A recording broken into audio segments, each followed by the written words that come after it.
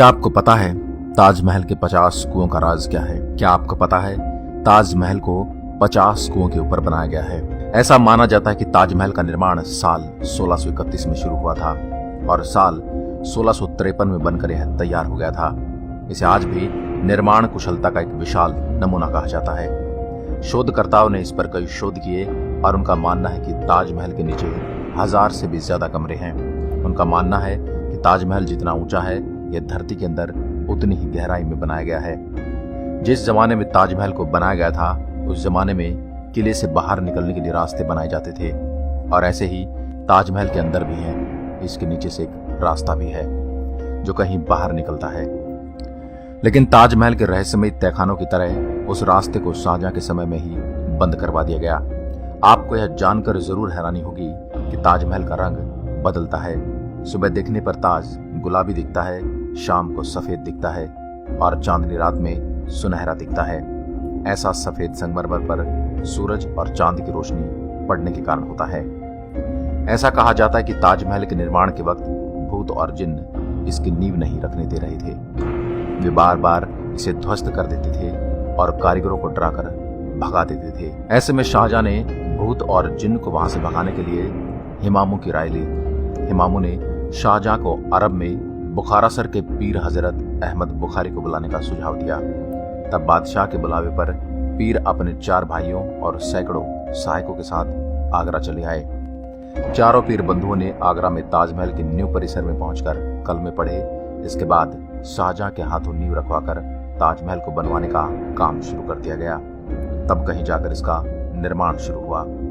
इन 4 पीर बंधुओं की मजार ताजमहल के चारों तरफ बनी हुई है।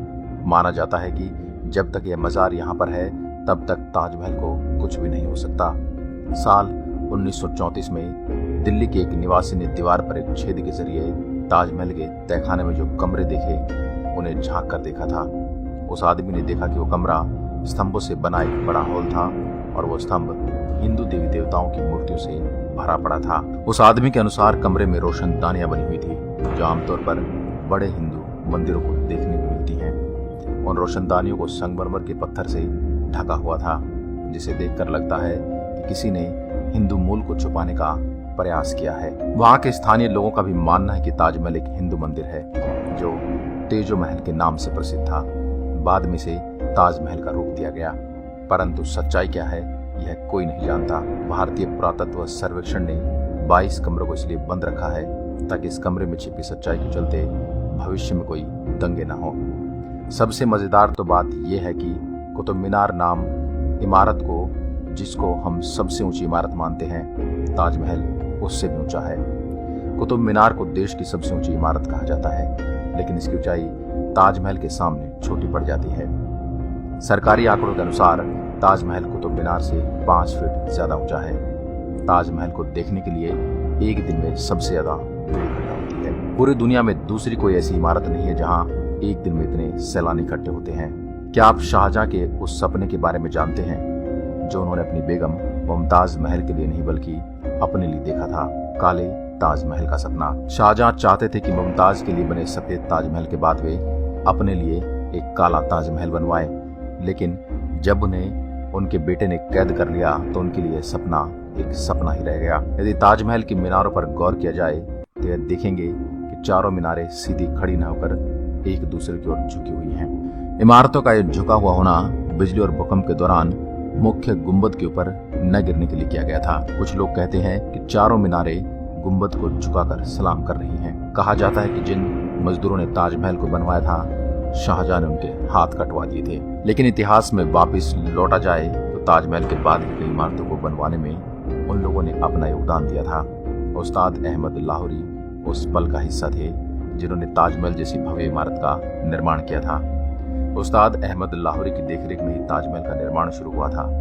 कहा जाता है कि ताजमहल शाहजहां ने नहीं बल्कि समुद्रगुप्त ने बनवाया था। जिस जगह पर हम आज की तारीख में ताजमहल जैसी भव्य इमारत को देखते हैं वहां पहले शिव मंदिर था जिसका नाम तेजो महल था और उसकी छत पर टपकने वाला पानी शिव जी के शिवलिंग पर बूंद बूंद करके टपकता था।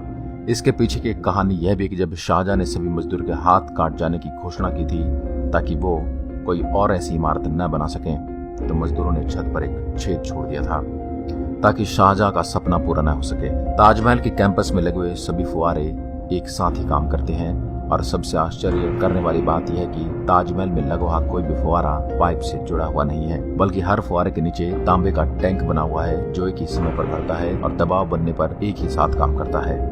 यह तो सभी जानते कि मुमताज शाहजहां की पत्नी थी, लेकिन शायद ही कोई जानता हो कि वो उनकी तीसरी पत्नी थी। शाहजहां के 14वें संतान को जन्म देते समय उनका निधन हुआ था और उनकी याद में शाहजहां ने ताजमहल बनवाया था। ताजमहल को लेकर एक नई कहानी सामने आ रही है जिसके अनुसार ताजमहल के नीचे तहखाने में कीमती खजाने हो सकते हैं, क्योंकि मेटल डिटेक्टर से इनके नीचे कई तरह की धातुएं होने की पुष्टि हुई है। लेकिन आर्कोलॉजिस्ट का यह मानना है कि इसके अंदर कई ऐसे ऐतिहासिक दस्तावेज हो सकते हैं जो हमारे इतिहास तक को बदल सकते हैं। इन तहखानों की खोज और इनकी खबरें तो काफी आई, लेकिन कभी इन्हें खोला नहीं जा सका। इनमें से कई दरवाजे तो खोले गए, लेकिन बाद में उन्हें बंद कर दिया गया।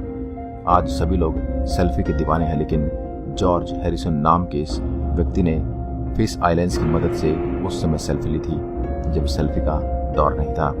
यानी ताजमहल के साथ पहली सेल्फी जॉर्ज हैरिसन ने ली थी। दोस्तों, क्या आपको लगता है कि ताजमहल पहले सही में तेजो महल था या तेजो महल था? इसी से जुड़े कोई साक्ष्य आपको ज्ञात हो तो हमें कमेंट करके जरूर बताएं। अगर आपको हमारी ये वीडियो अच्छी लगी है तो इसे आगे से आगे शेयर जरूर करें ताकि हम और ऐसे इंटरेस्टिंग फैक्ट्स आपके सामने लाते रहें। धन्यवाद।